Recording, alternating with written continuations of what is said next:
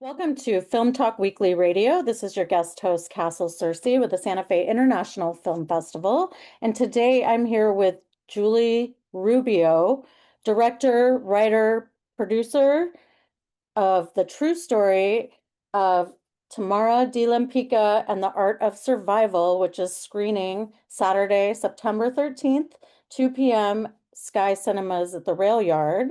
Julie, welcome to the show. Thank you so much. You're in California right now, right?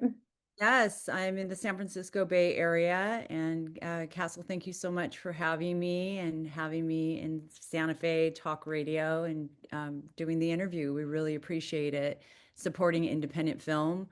As you know, the world of independent filmmaking is pretty rare to get coverage on. And so when you do get coverage and you have people like you take the time, we really appreciate it. And so thank you. It's important to have independent films be reviewed and discussed, and to have the world be able to see something a little bit different than what we're all used to with the studio films. Well, you found the right audience because Santa Fe is a great supporter of independent film, of the arts in general.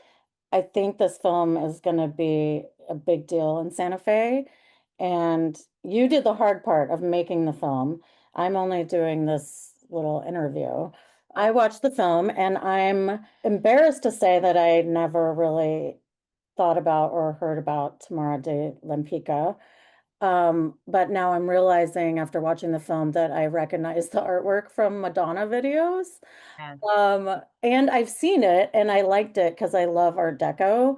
Um, but like she is right up there with Georgia O'Keeffe and Frida Kahlo. And, I feel like she's not a household name like that. Yes, I think probably for a few different reasons. One is that she's very respected and very well known in Europe. Okay. Um, but I also think they had very powerful husbands, Georgia O'Keeffe and Frida. Mm-hmm. Tamara de Lempicka she stood on her own. She stood Mm-hmm. on her own 2 feet. So I think that, and like you said, so many people, they'll look at a painting and they'll say, I know that painting. I know that Right. artist. I have a poster and, Right. but they don't even know the artist. And that's also just because we don't celebrate women artists. And we haven't in the same way that we have celebrated men when it comes to painting. And I think that that's changing. And this film hopefully will help change that. We're incredibly blessed that this independent film has resonated in the way that it has. We just sold out last weekend in New York City, which Oh, is okay. shocking. The cinema there, which is the New Plaza Cinema on Mm-hmm. the West Side, and we sold out the weekend before that. And just before we got on, they wrote and they asked if we could show it one more time. And that is for the next weekend.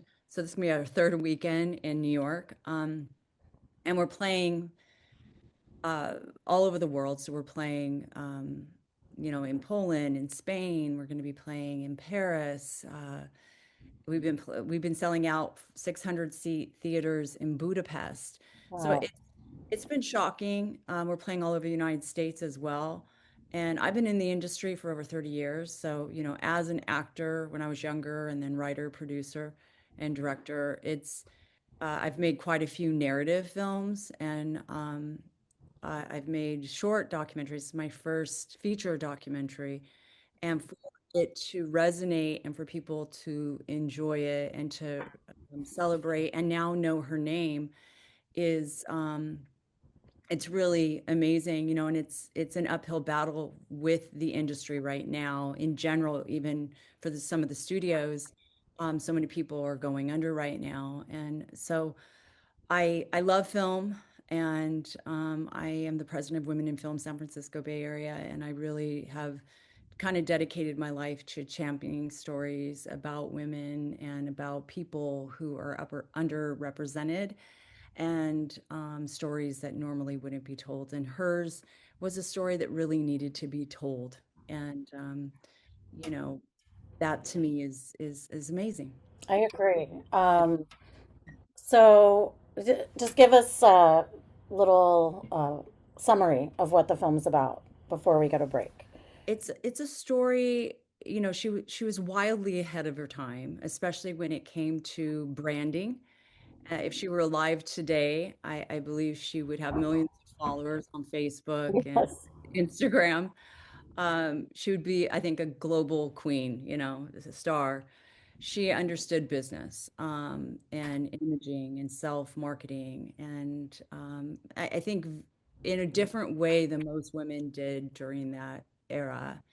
But she, you know, she also had to lie about her age and about her name in order to stay alive. So she had many aliases. So she changed And her, her religion and yeah, she had to hide her religion uh-huh. and she was LGBTQ, so she was bisexual. Every yeah.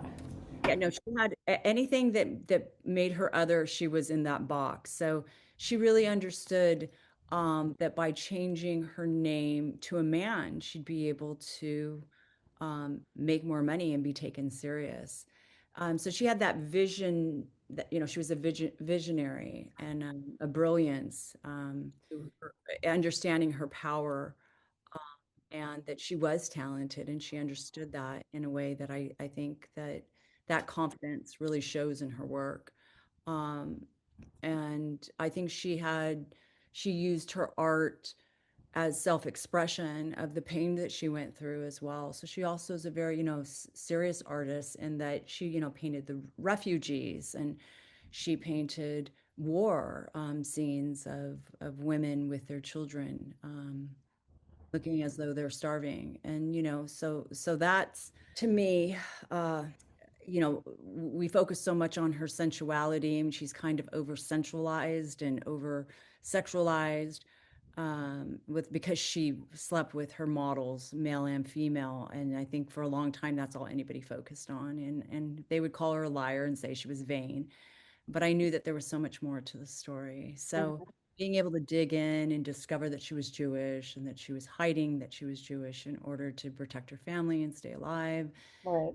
that really that really helped me to understand. And I think it really changed art history. The Fine Arts Museum of San Francisco came to me and actually wanted to partner regarding um, you know, figuring out they wanted to have her correct name in the exhibition for the first time, and they wanted to have her correct birthday. So they wanted my research, and you know, that was extraordinary, being able to really shape and help shape that exhibition, and really um, show the struggles that she went through in order to survive. You know, she was wildly ahead of her time, Yeah. you know, especially when it came, like I said before, to branding, you know. So I, the world's starting to figure out who Tamara Lempicka is, and I'm really happy that the film is part of that. Yeah. Once I saw this film, I was inspired to do my own research and like, was she living at the same time as Frida Kahlo and Yeah, Georgia O'Keeffe? yes, she was, and you Yeah. know, it's an empowering story. You know, she is multi-talented, and I really do believe a brilliant artist at the same caliber of Frida and Georgia O'Keeffe, and I believe she hoped that she would be part of the new future. And I think her paintings really reflect a new future for a new woman, you know, even a new man, and really, I think, a new society. Her art spoke to the future through her paintings. You know, you can see what kind of struggles she's going through if you just look at the time period and what it's dated and what she's named the painting, and actually look at the painting, you'll see how she was, you know, really tormented by the events of the world. And, you know, she had to deal with anti-Semitism, she had to deal with sexism, and she had to deal with ageism, you know, as she got older as an artist as well. You know, so many of us, that's like the equal opportunity um, is uh, horrible thing that every single one of us gets dealt is the ageism, right? As we get Yeah. old, as we become more invisible to the world, when really Yeah. we actually are the most brilliant because I think we have done so much and seen so much. We have more to contribute. And so I think that she had the will to be great and to be seen in a world that did not want to see women artists and Hmm. didn't want to see Jewish people, didn't want to see LGBTQ IA people. I also think that she was living, particularly at some moments in time where there was really progressive change, and then all of a sudden it changed with fascism and Right. with Hitler. So I think there were a lot of people that wanted nothing that she was, and they wanted to Right. exterminate people, frankly, that resembled her. So I think she broke down barriers and led them into a world and led us into a world of new creative choice where we actually have choice because of people like her, because of people like Frida, because of people like Georgia. So she put those struggles and turmoil onto those canvases, and you can see her truth inside of each canvas. And there's a humanity there, and it stares at you. You know, you can really see Mm. that she was witnessing some really disturbing things, and also she made a lot of money during her time, which was very shocking for a woman artist. Well, I thought it was interesting, like something that it's hard for people today to say, I'm going to be a painter as a living. I'm going to make money as a painter. Like she decided with the help of her sister that this is the career she's going towards. And that's something people today get, an eye roll for. Oh, you're just going to be a painter and make a living now. Okay. You Yeah, know? and after living through the Russian Revolution, I mean, it was really the one thing that her sister, who was one of the very first architects in Paris, that was a Right. woman, said to her, "Listen, we're going to be building these buildings, and we're going to need art, and Mm-hmm. really good. We need, Yeah. and then having women support women. Yeah. That's super, super important. Mm-hmm. Having other women in your life that aren't threatened by you, but that want to Mm-hmm. celebrate you and want to push you forward and want to see you be great." Mm-hmm. So I think people, like you said before, they know her paintings. They don't know her name, Right. but now they will. Now they'll know her name from this film. Yeah. And I think the exhibitions that are going on and the play on Broadway that's now going to Korea, and I think it's going to Belgium as well. And I think that there is still in our society this attempt to marginalize those that are different, or worse, Sure. to eliminate Mm-hmm. anyone that's other, and anyone that they consider that is wrong and not normal, not conventional. And this film highlights that really an attack on art and artists is really an important, Yes. dangerous warning sign Right. of Right. other freedoms, that we take and hold so dear. And I think that Lempicka was really marginalized, and it was unfortunate. And still to this day, I've had someone write about that she's a liar. And every time I hear it, you know, so many times I've heard women be called crazy when they want Right. Right. shut Yeah. or that they're liars. And so, to see that still even occurring today, uh, I can just it breaks my heart when I see that, and really they aren't celebrating the fact that she actually was a survivor. So and they'll leave that out still, Right. in publications. So I'm happy that we found the information, that we're able to implement it into the film. I'm also pleased that there's so many publications that have, we just had a great write up in the Hollywood Reporter, another New York magazine, that are praising the film. So, and getting more important, and don't get me wrong, I'm happy they like the film. That I hold my breath every time I read a review, and it's so scary I because bet. you can be canceled, and especially right now. We've been told, by some big organizations that they've lost their funding or they're not allowed to do something Mm-hmm. with our content. And so, I mean, I could understand that when Dubai said that, or, someone from, a country where it's banned, but in the United States, having certain organizations say, we're sorry, we can't show anything that has got to do with um, equity, equality, Hmm. that's a bad thing. Yeah, Our film really has turned into a an anti-war film in that right. you watch this film and you realize that there are a lot of parallels. There's a lot, this is mirroring the past. Hmm. Yes, it's coming out at a very important time, I think, for on a lot of levels. Like, yeah. So, just the fact that her family had to lie about who they were in order to survive, and then she had to as well. And Hmm. that to this day, there's so many refugees and so many wars going on, Right. and that we have to, you know, we have to get to a place where we get beyond tolerance and we get to accepting each other for our differences and celebrating who we Hmm. are just Hmm. as humanity, or we Right. are going to exterminate ourselves Right. because we continue this fighting anything that resembles something that is other and something that scares people for some reason, anything that's different. And that's just, it's really sad. But I think the film really honors her journey and really honors being different and celebrates that.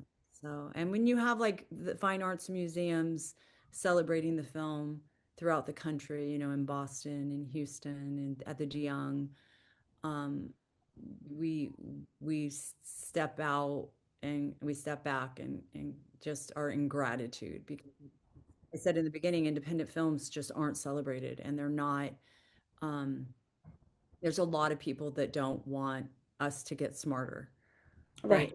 they would like to dumb us down and have us watch just particular things. And Right. so, And like critical thinking. Yeah. yes, yeah. So I think that this film and that, that the museums are celebrating and implementing our groundbreaking research into their exhibitions, putting us into their Yale catalog, really changing the fact that her history, was different than how it's been represented in the past, and celebrating the documentary. I think that really helps us to understand those that came before us, that give us a beautiful roadmap Hmm. how to survive with grace when really horrific things happen. And every single one of us has a horrific thing happen. I lost my mom and my best friend while making the film, and I dedicated the film to them. And I remember thinking, like, why am I making art? Why do I even care? Like, it's the end of the world. We're in the middle of this Right. pandemic, and who cares? Hmm. I just lost my mom and my best friend, and I don't know that this even matters anymore. And I looked at her life during that time, and I thought, I was watching her living through the Holocaust, and fleeing Paris after she had already lost her country during the Russian Revolution. And I just thought, wow, we can go on. When you get hit in the head with a 2x4 and you lose people that you love, or you lose, a job, or you lose your health, there are paths forward. There are ways forward, and there are people that come before us that have messages for us on how to survive and how to go forward. And she's one of those people. Yeah, I can definitely see that. This film will really be appreciated by Santa Fe audiences who support arts, culture, and film. And if they don't know who she is, I'm sure they're all going to be big fans afterwards. I want to know, where did this journey start for you? Like, when did you, why this film? Why, how did you get all the information? Like, what, take us back to the spark of. Yeah, so I was 21 years old, and I found myself standing in a hotel in Miami. You know how in Miami they have all the boutique hotels. Hmm. So I went into, I think it was the Americana Hotel, and they were having an exhibition of her work, so probably like maybe 15 paintings, but it wasn't her original work. These were copies, and Okay. I don't know that it was even approved by the family at the time. But when I walked in, I was really captivated, and I was just sitting there walking through, looking at these vibrant, sensual paintings, and I was just like, who the hell is this? I need Mm-hmm. her. Who is this? Mm-hmm. And the friend that I was with pointed out, yeah, she was influenced by her relationships with male and female artists, and I mean male and female models that she was sleeping with, and I was like, really, and to me, I could see the sensuality in the paintings, but and the fact that she was influenced by that, I could see, all of that because she just lays it right out for you. She was one of the first women to ever paint big ensembles of nudes, and how brave to be doing that in the 20s. Yes. Brave And is the word, I think, to describe her in general. so that all struck a chord with me, like within me. And the fact that she had had male and female lovers, my friend said, she's bisexual. And I was like, wait a minute. I thought, and I actually thought this because I'd grown up in a really small town. And I thought, people had said to me, bisexuality doesn't really exist. People still say that. Yeah. You're either gay or you're straight. Yeah. That's just hypersexual people that just claim that they're bisexual or whatever. Yeah. I knew that to be different because I had had a few girlfriends as well as boyfriends. So Mhm.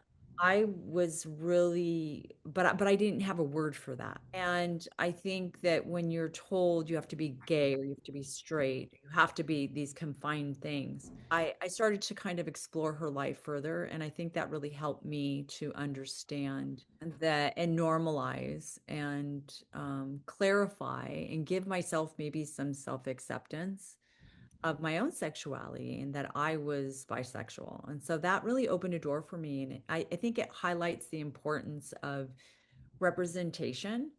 And I think that being able to see what you are, be able to see facets of you in art or in music or be able, to see that in a film. So I think it highlights that importance. And for me, it really helped me to understand that love is love, and I'm married to a man now. I've been with my husband for 18 years, 19 coming up. And, someone asked me, oh, so, so you're no longer bisexual. And it's like, it doesn't work that way. I'm Yeah. sorry. But because I'm in a monogamous relationship, is that how that's supposed to work? And so I think it's Right. still very confusing for people. Yeah. But hate is hate. Mm-hmm. Mm-hmm. Even if you are in that group of people and you hate is hate, and it's taught and it's bred and it's like a disease. Right.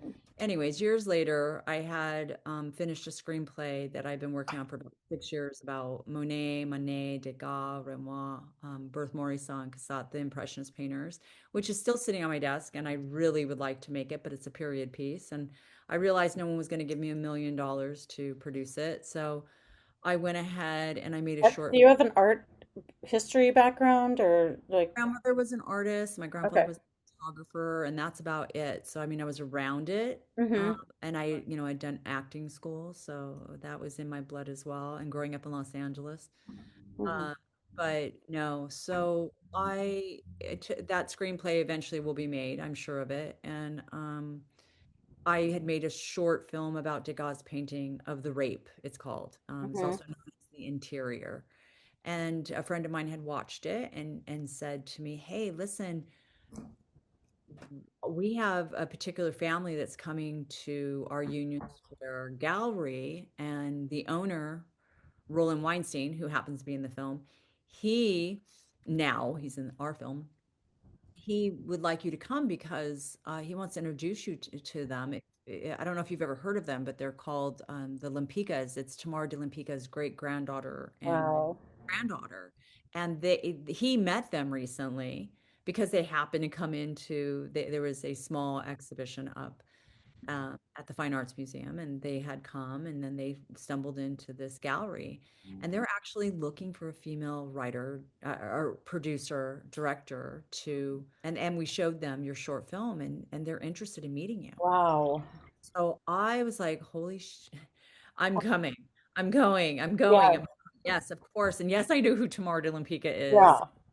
So I went and I met with them, and I've been working as soon as I started talking with them and sat down with them. It's so great. Somebody took a picture of the whole room. There must be like 30 of us, maybe 40 of us, but I'm sitting with them on the couch. Mm-hmm. No, no, I'm actually standing with Marissa, and her mom is holding court, Victoria in the center. But it's funny how your memory is. Yeah. Uh, God for photos.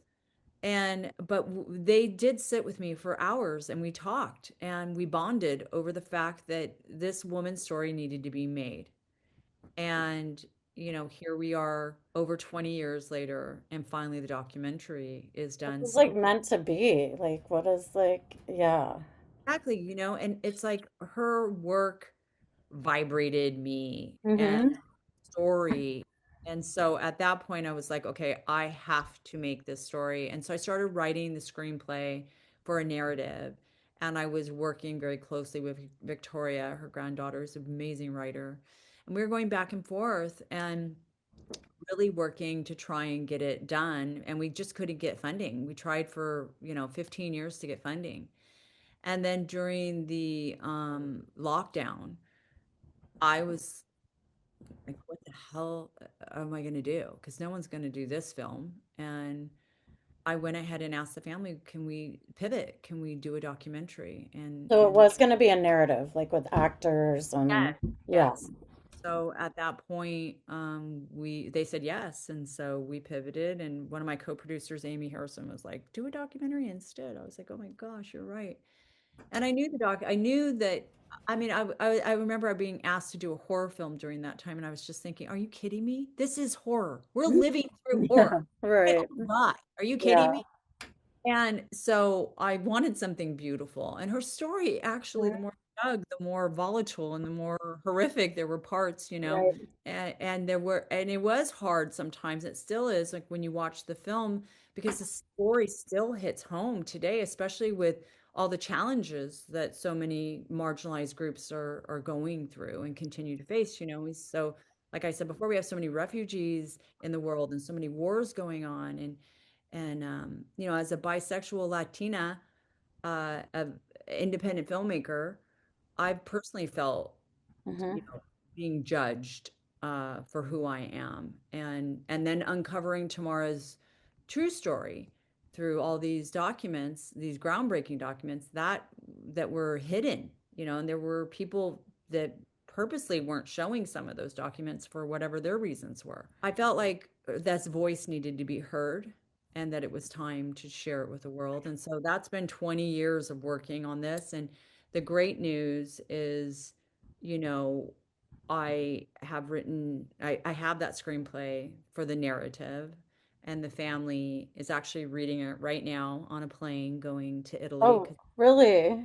a prize for their book the Lempicka coffee table book that they did. That's gorgeous. I worked very closely for 8 months on Barbara Streisand's section of the film with Barbara Streisand, and she was so lovely and amazing to give her time in her section to make sure it was accurate, also lend her high resolutions Yeah.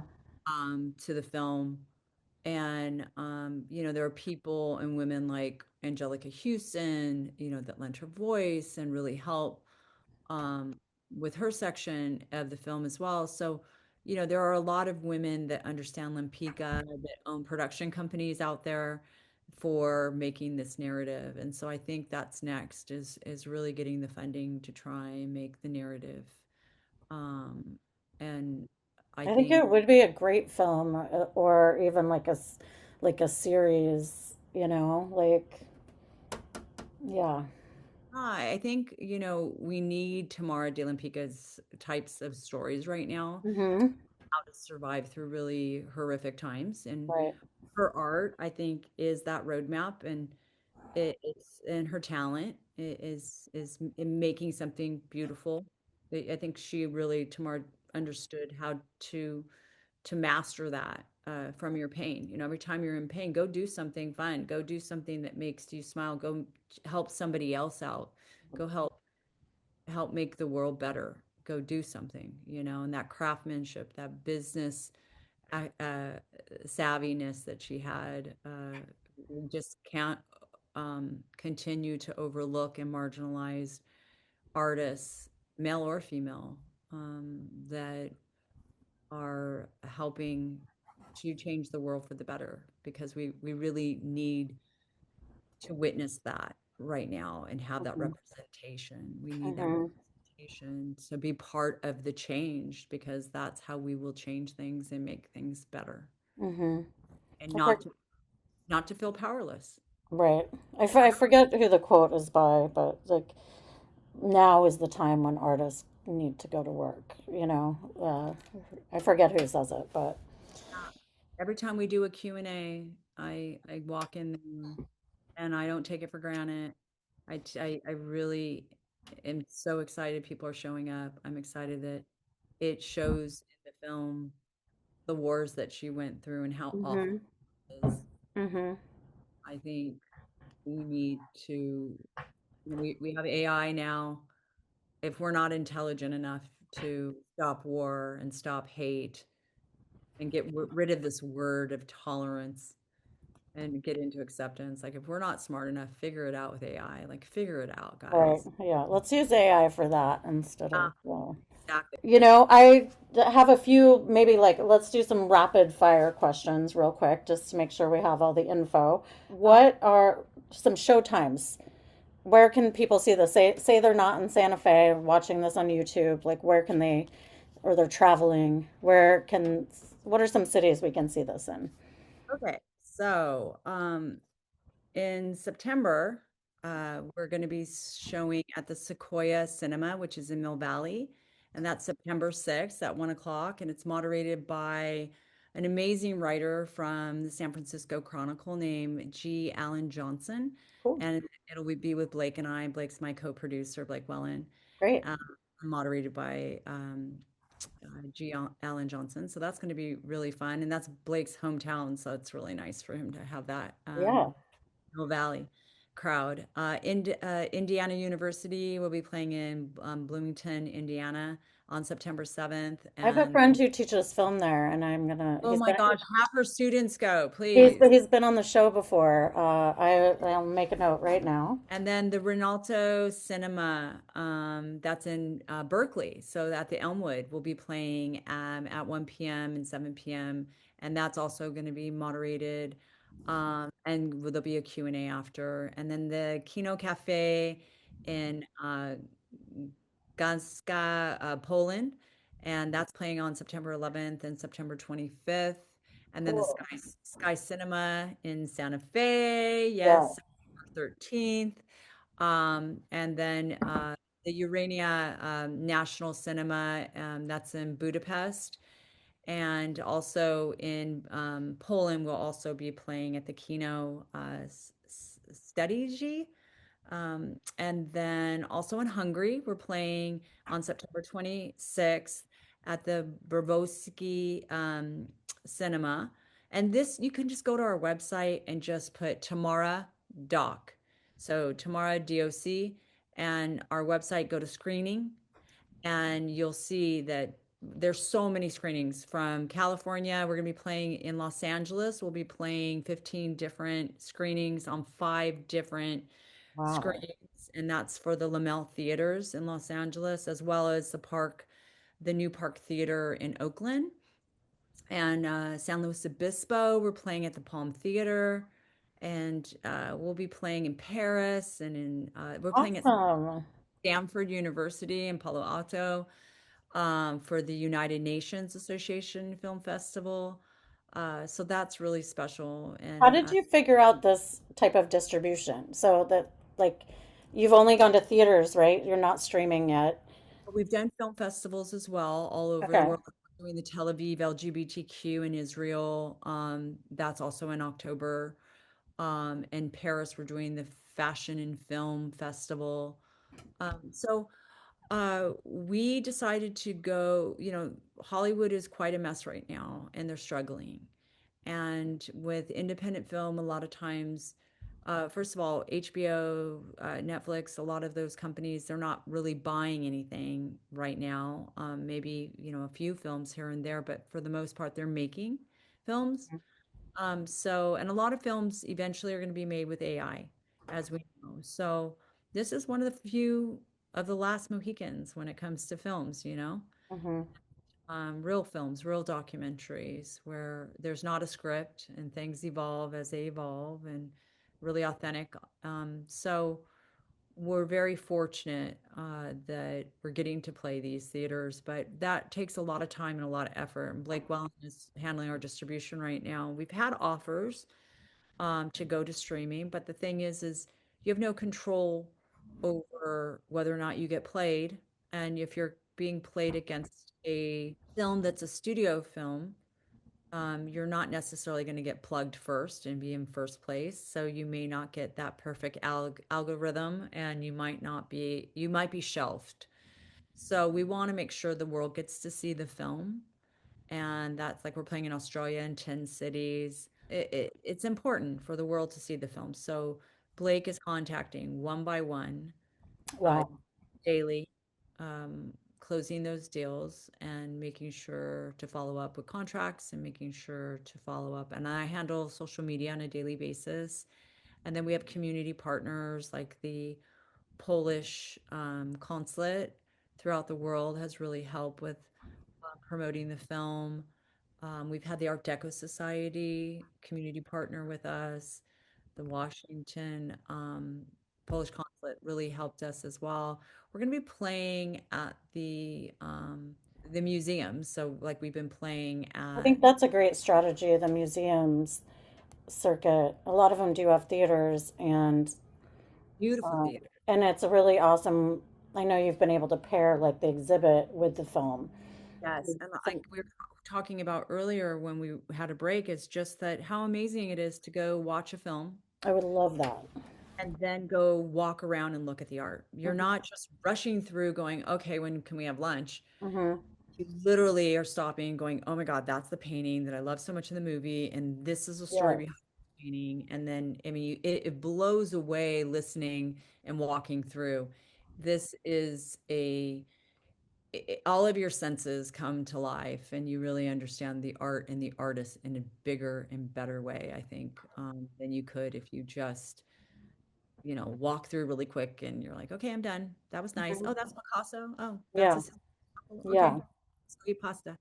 And there's something beautiful about being able to do that. So we've played at the Fine Arts Museum and during the exhibition at the De Young, and then that traveled from San Francisco to Houston. We played there several times, and again sold out crowds. And then also theaters nearby are also supporting. So that was great. And then it was one theater there where Tamara had lived in Houston for a few Right. years and the River Oaks. And it was a theater she used to go to. So it played there and that was pretty Cool.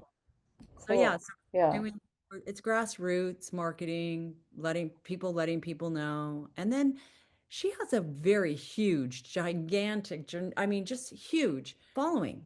Hmm.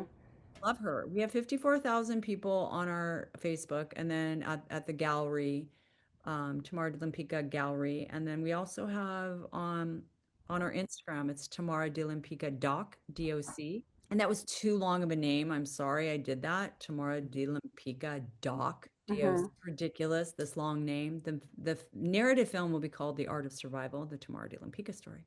Okay. A little shorter, The Art of Survival. Right. But I think we're really very much in gratitude that people like the film, that they're celebrating the film.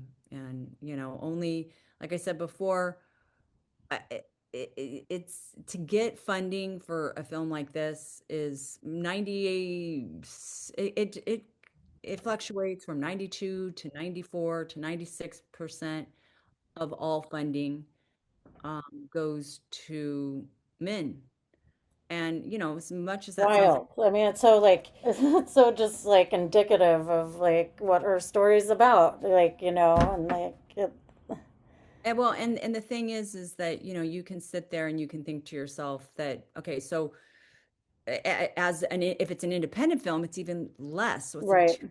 2%. And if you throw in the minority thing, so a woman of color, it's less than, it's like about 2%. So it's statistically impossible to get financing.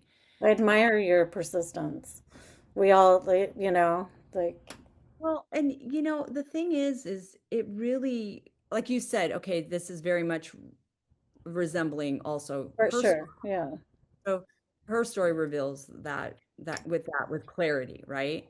But if 51% of the women are, in the world, we have 51% are women from Mm-hmm. men, yet we're still not hearing all the voices in the room. Mm-hmm. That to me means we're still not, if you're not hearing all the voices in the room, then you're not hearing women's leadership. Mm-hmm. But maybe that's actually by design. Okay, maybe. Or maybe it's just it's systemic, maybe it's just kind of what we're Both almost of those things. brainwashed, to believe. But well, and there's still women that are, you know, products of the patriarchy that think men should be in charge and think 100% men's women. voices should be heard. And that, so we That's don't have 51% necessarily, we have less well, because, but yeah, but 51%, we are 51% of the population is what I was trying to say, and I messed right. up. Sorry. So for 51% of the population, then, you're not getting all the answers if you're Mm-hmm. not hearing us. So how can you have the answers for science and for Mm-hmm. politics or peace and for Mm-hmm. healing? How can you have an alternative to war when you're not hearing everybody's voices in the room, Right.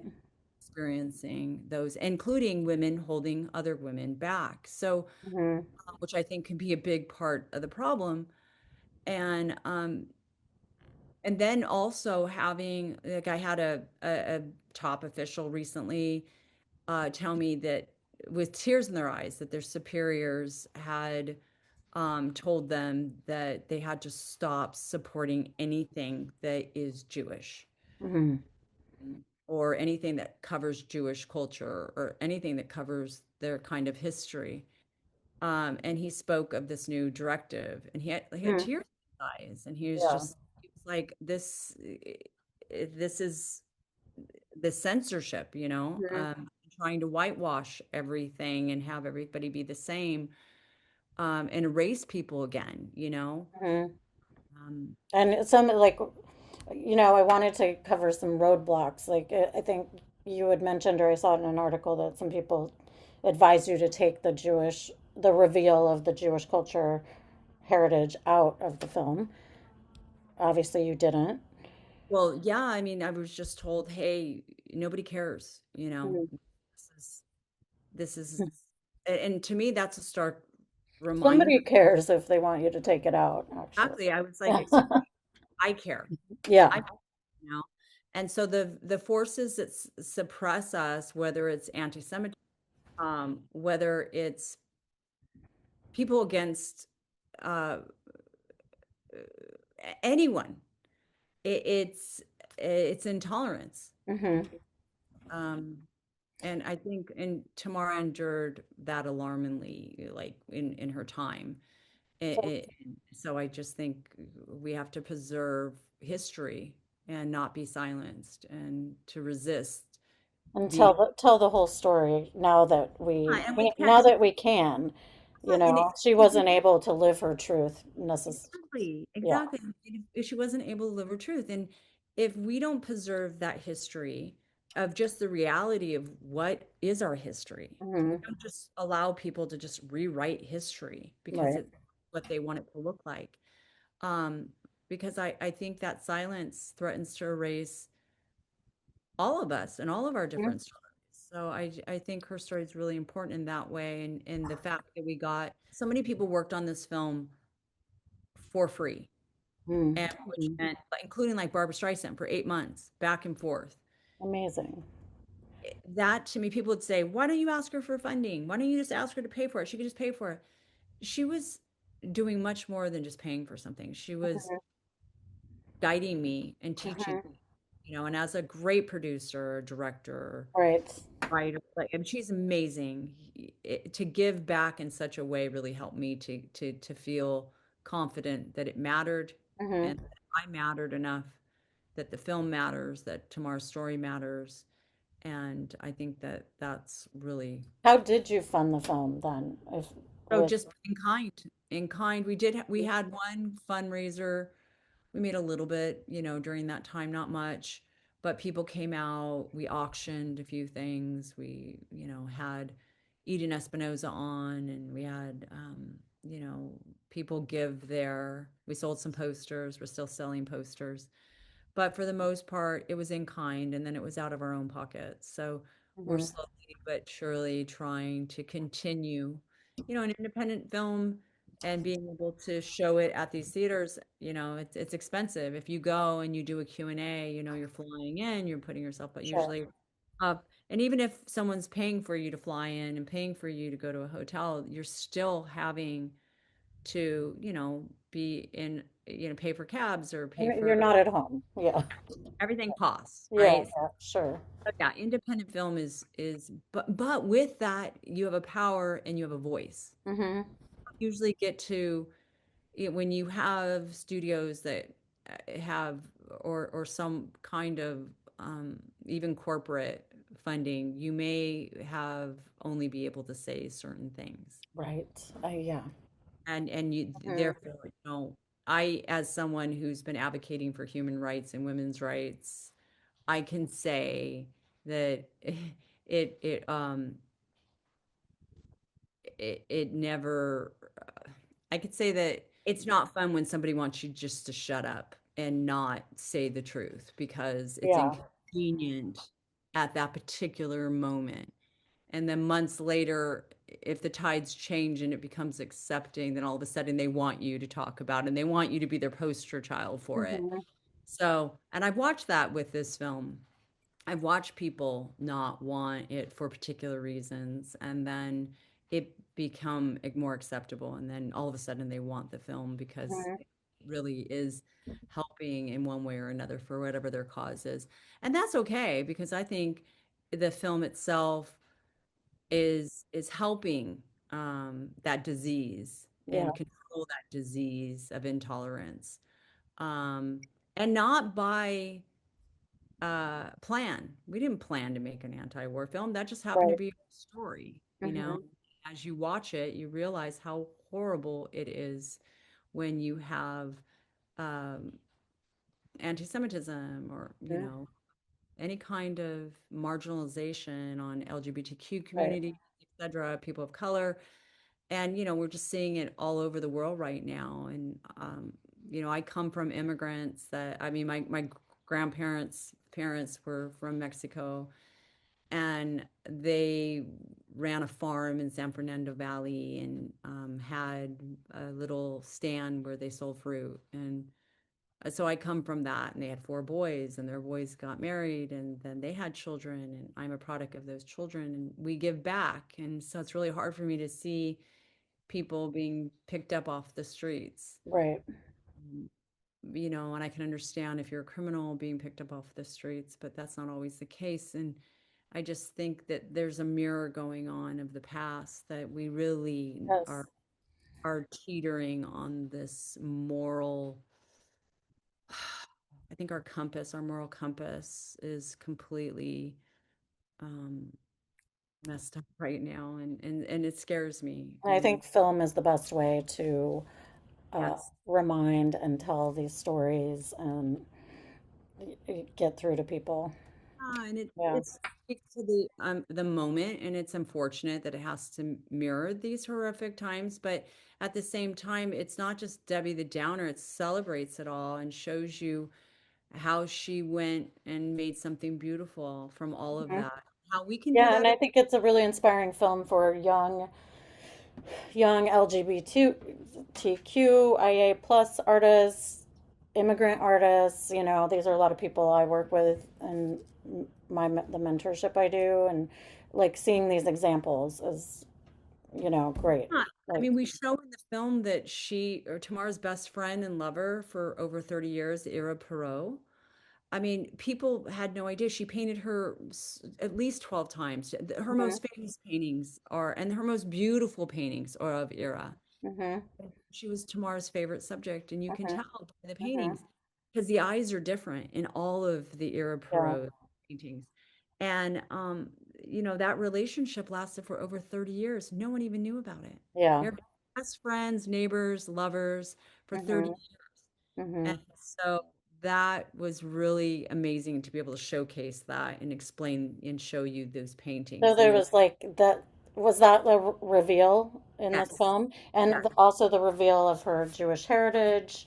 Like, so the family was obviously on board with these reveals and Well, the family like, had no idea so okay. about conversion Mm-hmm. from Judaism to Calvinism. They had Okay. no idea. So you can just imagine how shocked they were. They were Right. just, what? Wait a minute. And so we discovered the cemetery in Poland where her family was buried, the Jewish cemetery. Wow. Yeah. Also unearthed that we helped with um, the family coming to terms and well giving us the conversion documents Mm-hmm.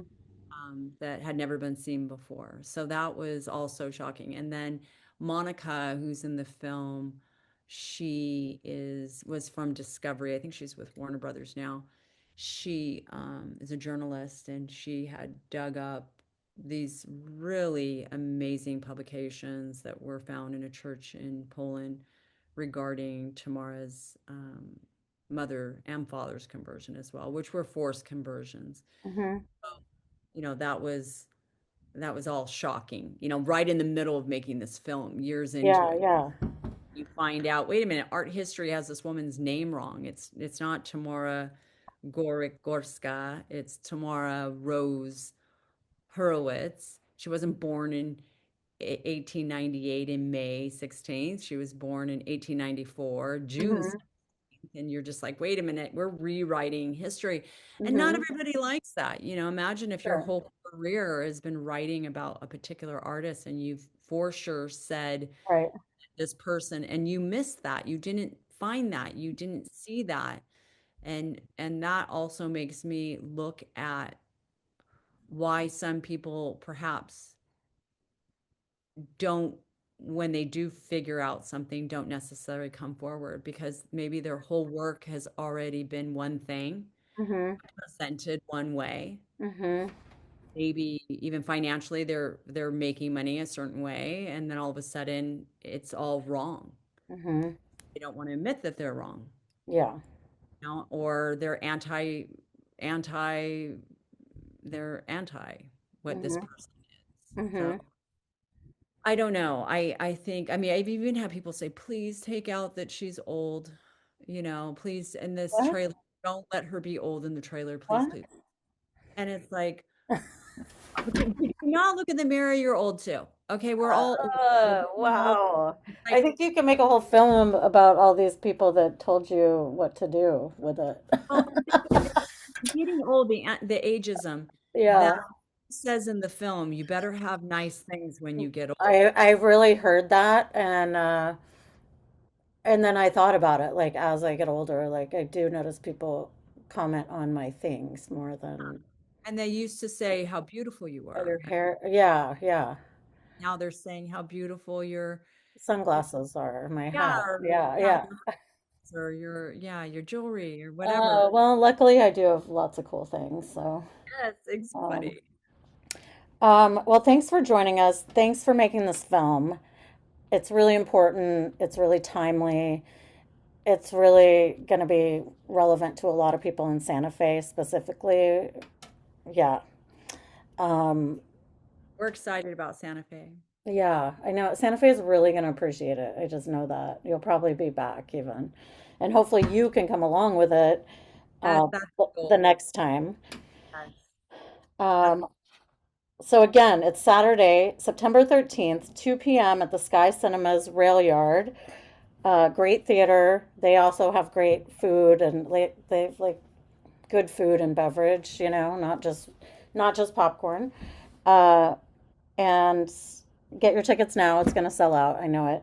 And that's the true story of Tamara de Lempicka and the Art of Survival. And this is Julie Rubio, director, producer, writer, and yeah, we can't wait to see it. Thanks for making it to Santa Fe. Well, thank you so much for watching the film. Ah, Taking I loved it. It was right up my alley. I was like, I would have watched it whether or not I had to do this interview. So, yeah. and thank you so much. Let your Yeah. friends know in New York. Yeah, I will. I will. Yeah. So that's also coming up next weekend. Yeah. And just thank you to Film Talk Radio Weekly for having us, and we appreciate it more than you know. We really do. This is the only way that this movie is going to keep going is with people like you that care about voices that maybe aren't always heard. So thank you very, very Oh, much, and have a great week, everybody. okay. Thank you. Bye.